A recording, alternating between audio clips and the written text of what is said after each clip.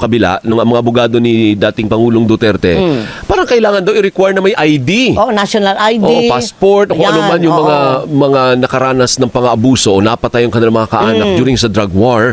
Anong reaksyon po ninyo doon, Attorney Butuyan? Ito'y nagpapakita, Alvin, na talagang walang alam sa sitwasyon sa Pilipinas yung abogado ni former President Duterte. Hindi niya alam na halos 95 or even more of the victims are from impoverished communities, no? Na ang karamihan dito halos walang ID dahil sa atin ang hirap-hirap yung national ID system. Ilang taon na wala pa rin ako, nag-apply ako 4 years ago pero hanggang ngayon wala akong national ID, no? And kung magre-require ka na ng passport, ito ay meron lang yung mga mayayaman, no? So talagang wala siyang kaalam-alam kung ano yung sitwasyon. It's either that or talagang may intensyon na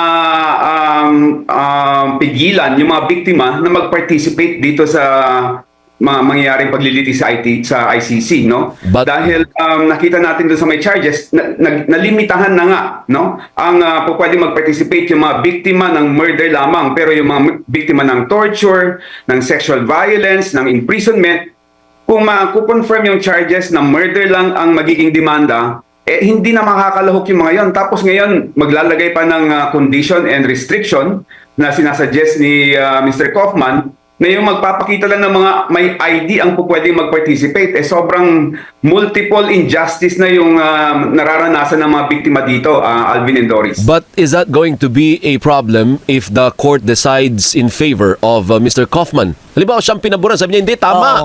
Tama si Mr. Kaufman. To establish the identity, kailangan may ID yan. Patay, problema po ba yan?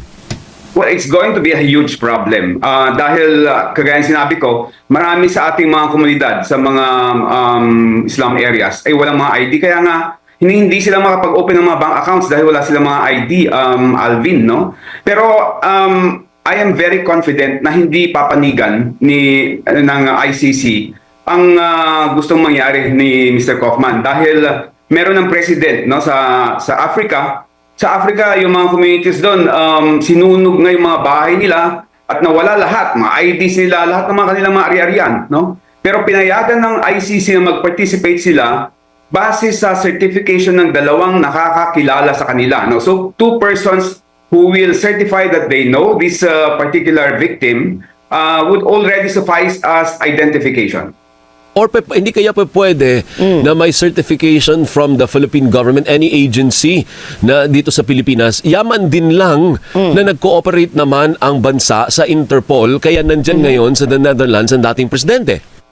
So, pwedeng gawin yan yung mga barangay officials, Alvin, no? Kasi sila yung mga nakakakilala ng mga biktima dahil miyembro ng mga komunidad nila. So they would have personal knowledge on the identities of these victims. So pwedeng mga barangay officials ang mag-certify sa kanila. Pwede sige, naman pala yun. pwede naman partner. So ngayon, attorney, anong update po sa bilang ng mga victims? Kasi na-interview namin po yung spokesman ng ICC the other day. Na-interview namin siya. Parang dinistinguish niya yung victims from witnesses. Correct. Nalala mo, partner? Sabi niya, magkaiba yan. Hindi mo yan ini-interchange yung word na yan. Kasi pwede na ang witness ay hindi biktima. Tama. But and as far as the victims are concerned, attorney, anong update po doon? Ilan ang ipipresent natin na naapektuhan talaga ng war on drugs ng dating Pangulo? Alvin, dalawa kasi yung aspeto ng kaso, no? Una, yung criminal aspect. Pangalawa, yung reparations aspect. Yung criminal aspect, yan ay toka ng principally ng prosecutor, no? And nakita natin sa kanilang application for warrant of arrest na mga 43 murder incidents yung kanilang isasalang. So, we anticipate na at least mga 43 na witnesses doon, no? Doon naman sa may panig ng reparations, ito yung reparations ay mangyayari after conviction na. Ito yung parang civil aspect ng kaso sa atin. Dito mag-claim yung mga pamilya ng mga biktima, no? 99% ng mga victims will not be witnesses. Even more than 99 na, no? Dahil 30,000 plus yung mga biktima. 99% hindi magiging witness kasi konti lang magiging witness, no? So kaya yung mga supporters ni Pangulong Duterte na tinatakot yung mga biktima, alam mo, walang epekto yon dahil yung mga biktima karamihan, hindi nga sila magpa-participate as witnesses, hindi sila magtitistigo. So kahit natatakutin nila yung mga biktima mga to, walang mangyayari kasi yung mga victim witnesses ay nasa dahig na or secured na ng prosecutor, no? So sana tigilan na nila yung mga pananakot nila, pangbubuli nila dahil talagang walang mangyayaring pampipigil sa mangyayaring prosecution dahil hindi magiging witnesses ang mga tinatakot nila. So aside from the victim, sino ang tinutukoy po ninyo na pwede pang maging witness? Are we talking of authorities na bumaliktad at nagsabing, ay oo nga, may utos, may quota kami. Correct. Kaya kami ganito, kasi may quota, may bayaran. Parang, sino yung mga ibang witnesses na kukunin ninyo? Alvin, kasi alam mo ang prosecution saka yung later on ma-appoint na Victims Council sa sistema ng ICC, ano yan, may arm's length relationship, hindi nag-share ng information yung prosecutor to the defense to the Victims Council. So talagang hindi mo malalaman ahead of time kung sino yung testigo nila, especially now, no? So confidential yan. Akala No, ko so- alay kayo, attorney. Akala ko nag-uusap, Oo. nagko-coordinate. So hindi pala, hindi ganun pala sa sistema ng ICC. Kanya-kanya. Oo. Hindi gano'n, no? Hindi gano'n. Kanya-kanya. Talagang the OTP treats its investigation and the witnesses that it will present confidentially. Hindi sinishare sa mga biktima o sa mga abogado ng biktima. Kaya hindi ko rin alam, but the most that I can see, yung nakikita rin ng publiko doon sa may mga submissions na ng OTP sa ICC, yung application nila sa warrant of arrest, yung naging order